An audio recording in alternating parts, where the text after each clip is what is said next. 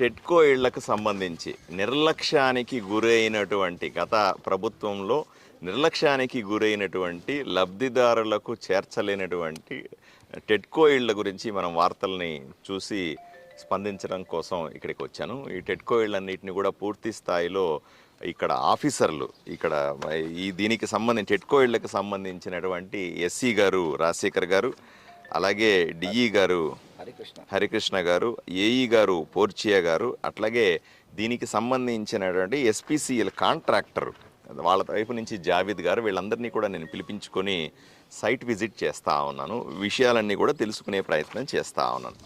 మీకు కూడా పత్రికాముఖంగా ప్రజలకు సమాధానం చెప్పే ప్రయత్నం చేస్తూ ఉన్నాను.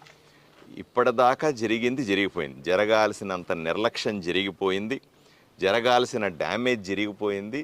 ఇవాళ అసలు దీని ప్రాముఖ్యత లేకుండా పూర్తిగా మరుగున పడిపోయి చిట్ట చివరికి మేము లోపలికి వెళ్తే బల్లులు పాములు కనబడతా ఉన్నాయి. పూర్తిగా ఇబ్బంది పడేది. ఇంకొక ప్రధాన సమస్య మేము వస్తున్నప్పుడు గమనించింది ఏంటంటే విపరీతమైన దొంగతనాలు. ఇక్కడ ఉన్న మెటీరియల్ అంతా ఎత్తుకుపోతా ఉన్నారు. ఎవరు నివాసం లేకపోవడం వల్ల దీనికి రక్షణ మీరు ఆలోచన చేయండి సార్. సుమారుగా 4720 ఇళ్ళు శాంక్షన్ చేశాం. ఆలోచన చేయండి. మన ఊర్లో ఆదోనిలో 4720 మందికి లబ్ధిదారులని ఎంపిక చేసి వాళ్లకు ఇక్కడ ఇళ్ళు ఇవ్వాలనే ప్రయత్నం చేస్తే ఎంత మంచి ఉపయోగం జరుగుతుందో ఆలోచన చేయండి. ఒక పెద్ద మోడల్ కాలనీ ఇది. అందరూ వచ్చి చేరితే దీనికంటే పెద్ద కాలనీ ఆదోనిలో ఉండదు. అంత పెద్ద కాలనీ అవుతుంది. దాంట్లో 2000 ఇళ్ళు పూర్తి చేశాము అని కాంట్రాక్టర్ చెబుతున్నారు. ఇంజనీర్లు కూడా సర్టిఫై చేస్తూ ఉన్నారు. చేసి 2000 ఇళ్లలో 1500 మందికి ఇంతకుముందు ఇప్పటికే మనం హ్యాండ్ ఓవర్ చేశామంటున్నాం. మీకు కూడా తెలుసు గత ప్రభుత్వంలో 2 సార్లు 3 సార్లు ఆర్భాటంగా దీని గృహప్రవేశాలు చేశామని హడావడని మంత్రులు వచ్చి నానా చేశారు. కానీ మీ కళ్ళతో చూడండి, పత్రికల్లో వాళ్ళు చూస్తూ ఉన్నారు, ప్రజలందరూ ఇక్కడికి వచ్చి చూస్తూ ఉన్నారు, కొంతమంది ఊర్లో ప్రముఖులు వచ్చి చూస్తూ ఉన్నారు. ఎవరైనా ఒక్కరైనా కూడా నివాసం లేదు ఇక్కడ. చాలామంది లాక్ చేసుకొని వెళ్ళిపోయి ఉన్నారు. కొంతమంది లాకులు కూడా చేసుకోలేదు. కొంతమంది వాళ్ళ వస్తువులు కూడా ఇక్కడ తెచ్చిపెట్టుకొని మాది అని చెప్పడానికి వెళ్ళిపోయారు తప్ప ఇక్కడ ఎవరు కూడా నివాసం లేదు. కానీ ఈరోజు కూటమి ప్రభుత్వం, నేను ఎమ్మెల్యేగా చాలా పర్టికులర్గా ఉన్నాను. ఈ ప్రజల ధనంతో, ప్రజల డబ్బులతో, ప్రజల కోసం నిర్మించినటువంటి ఇంత పెద్ద మోడల్ కాలనీ, ఇది పూర్తిగా తయారైతే అద్భుతంగా మోడల్ కాలనీ, ఇంత మంచి కాలనీని ప్రజలకు అందుబాటులో ఉంచాలా, ప్రజలకు నివాసయోగ్యం చేయాలనే పట్టుదలతో ఉన్నాను నేను ఈరోజు. అందువల్ల ఇంతమంది ఆఫీసర్లని, మిమ్మల్ని అందరినీ, పట్టణంలో ఉన్న ప్రముఖులందరినీ తీసుకొని వచ్చి ఇక్కడ మీకు చూపిస్తా ఉన్నాను. 2-3 విషయాలు ప్రజలు నా దృష్టికి తీసుకొచ్చారు, మీరు కూడా నా దృష్టికి తీసుకొస్తా ఉన్నారు. మొట్టమొదటిది, ఇక్కడికి రావడం పోవడం రవాణా చాలా కష్టము అని చెప్తా ఉన్నారు. ఏమి ఇబ్బంది పడాల్సిన అవసరం లేదు. మీకందరికీ నేను ఆర్టీసీ వాళ్ళతో మాట్లాడతాను. ఆర్టీసీ వాళ్ళతో మాట్లాడి మీరు చెప్పిన సమయాలకి ఆర్టీసీ బస్సుల్ని, లోకల్ ట్రాఫిక్ని ఏర్పాటు చేసే బాధ్యత నేను తీసుకుంటాను.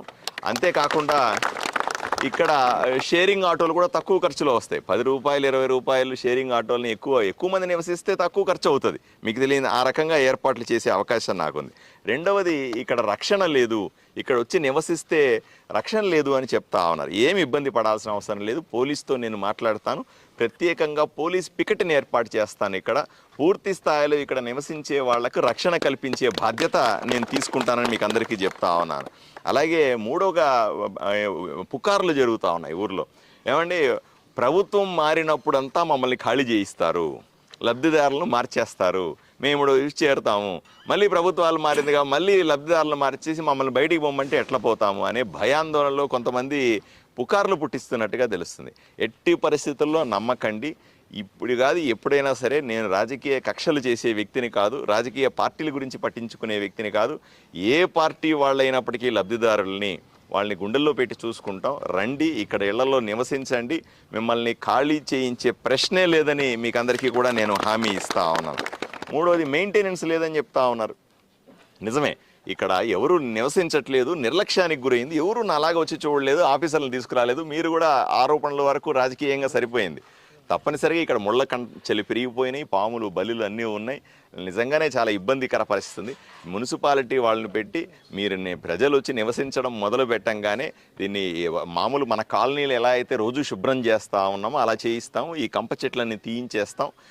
ఎక్కడ ఏమి ఇబ్బంది లేకుండా మెయింటెనెన్స్ని పర్ఫెక్ట్గా చేయించే బాధ్యత నేను తీసుకుంటానని మీకు అందరికీ నేను తెలియజేస్తా ఉన్నాను. ఏమి అంటే ఇక్కడ ఏమవుతుందంటే సార్, నా బాధ అంతా కూడా మీకు కూడా నేను మీ ద్వారా నేను ప్రజలకు చెప్పేది ఒకటే, 100 కోట్ల రూపాయలు సార్. ఇవన్నీ ఎవరి డబ్బులు సార్? ప్రజల డబ్బులు. ప్రజల కోసం ఇల్లు కట్టి పేదవాడికి ఇల్లు కట్టిస్తా అనుకునే డబ్బులు. ఇవన్నీ పాడైపోతే మీరు వస్తున్నప్పుడు కూడా చూసి ఉంటారు, ఎప్పుడో ఇందిరమ్మ కాలనీ అని ముందు వేసి ఉంటే ఇప్పుడు మీరు వస్తామంటే పాడుపడిపోయినటువంటి ఇళ్లతో మనకు ఎంత బాధ అనిపిస్తుంది సార్? ఆలోచన చేయండి. 5 ఏళ్ళు అయిపోయింది ఇంత డబ్బులు ఖర్చు పెట్టి, ఇవి ఎవరు నివసించకపోతే ఇవి కూడా పాడుపడిన బంగాళాలు అయిపోతే తర్వాత ఎవరు నష్టపోయినట్టు? దీనివల్ల ప్రజల డబ్బులు నష్టపోయినట్టుగా, ప్రజల పన్నులు కట్టిన డబ్బులు నష్టపోయినట్టుగా. అలా ఎందుకు చేసుకోవాలి? ఒక్కటి మాత్రం నన్ను నమ్మండి, ఎమ్మెల్యేగా నన్ను నమ్మండి. దయచేసి ఈ 1500 మంది కీస్ తీసుకున్న వాళ్ళు, ఇంకొక 500 మంది కీస్ తీసుకోవాల్సిన వాళ్ళు, అంటే హ్యాండ్ ఓవర్ చేసుకోవాల్సిన వాళ్ళు, దయచేసి అందరూ వచ్చేయండి ఇక్కడికి. నేను మిమ్మల్ని అందరినీ అభ్యర్థిస్తూ ఉన్నాను, దయచేసి వచ్చేసి ఇక్కడ నివసించడం మొదలుపెట్టండి.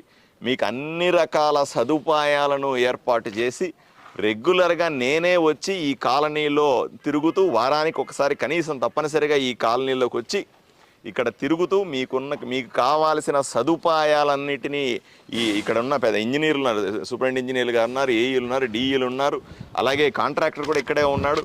వీళ్ళందరినీ ఒప్పించి నేను దగ్గర ఉండి ఈ టెడ్కో ఇళ్లను పూర్తి చేస్తాను.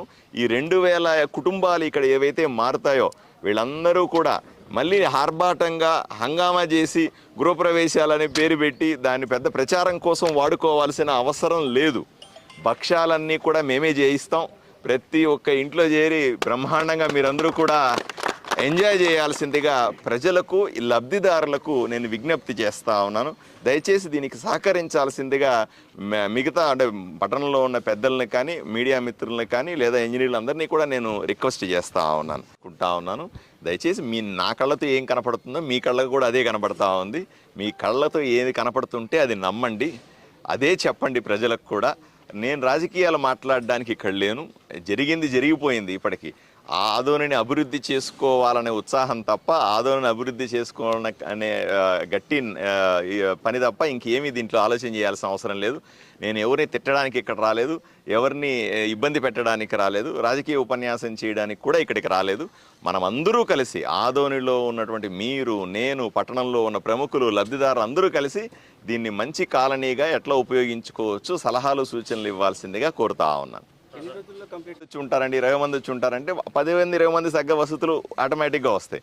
నేనంటే 1500 మంది, 2000 మంది వచ్చేయండి. మీకు ఇబ్బందులు ఏంటో నాకు చెప్పండి. ఇబ్బందులు ఒకప్పుడు ఇట్లా అడిగేవాడు ఎవడున్నాడు సార్? నేను రోజు అడుగుతా ఉన్నా, ఈ 2000 మంది, 2000 కుటుంబాలు ఇక్కడికి వెంటనే మారిపోండి టౌన్లో నుంచి. అక్కడికంటే బ్రహ్మాండమైన వాతావరణం ఒకసారి చూడండి. ఇదంతా కూడా ఆహ్లాదకమైన వాతావరణం, ఇంత మంచి గాలి, ఫ్రెష్ ఎయిర్, మీకు కావాల్సినటువంటి వసతులు ఇవన్నీ టౌన్లో ఎక్కడ ఉన్నాయి సార్? పేదవాడికి ఇది స్వర్గం. నిజంగా వచ్చి నిలబడితే పేదవాడికి స్వర్గం. ఇప్పుడు ఊర్లో వచ్చి ప్రతి ఒక్కరి దగ్గరికి పోయి మీకేం కావాలి నేను చేసి పెడతానా అని చేయలేని పరిస్థితి. కానీ ఇక్కడ ప్రభుత్వమే తయారు చేసినటువంటి ఈ కాలనీలో అన్ని రకాల వసతులు మేము ఇస్తామని హామీ ఇస్తామని నిలబడతా ఉన్నాం కదా.